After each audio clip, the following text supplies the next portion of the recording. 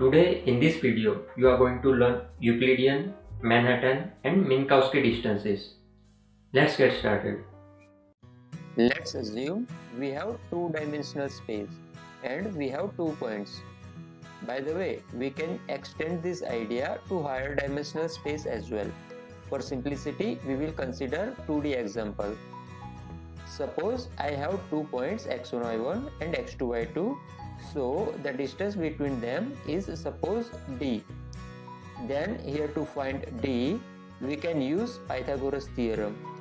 We have seen this in one of the previous videos where we have seen d is equal to square root of x2 minus x1 square plus y2 minus y1 square, which is also known as length of x minus y. That means norm x minus y. If there is length of x, that means norm x, then we know that it is length of a point x from origin. This distance d is called Euclidean distance.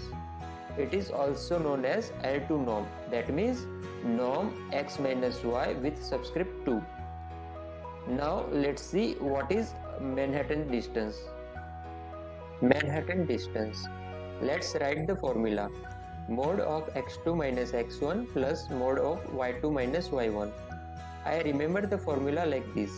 If you see the Manhattan region in New York City, all the roads are like grid or boxes like structure, and you can't take from one point to other point as shortcut distance, which is mentioned as green line here, because there are buildings there, so you have to take the path like mentioned as red lines.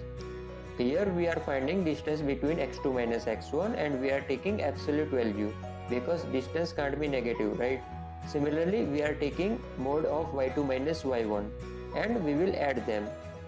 So this is the formula only to find the Manhattan distance. It is also known as L1 norm, that means norm of x minus y with subscript 1. Now you might ask when to use Manhattan distance and when to use Euclidean distance. We will answer this question when we will learn classification algorithms in detail. There is something called Minkowski distance, which is also called LP norm. Its formula is norm of x minus y with subscript p is equal to, in bracket, sum of mod of xi minus yi raised to p, this whole bracket raised to 1 by p, where I is equal to 1 to n, all features. If p is equal to 1, then it becomes L1 norm, which is nothing but Manhattan distance. If p is equal to 2, then it becomes L2 norm, which is nothing but Euclidean distance. Thank you for watching this video. If you like this video, then please give your comments to the comment section. This is Gunjan Varde signing out until we meet again.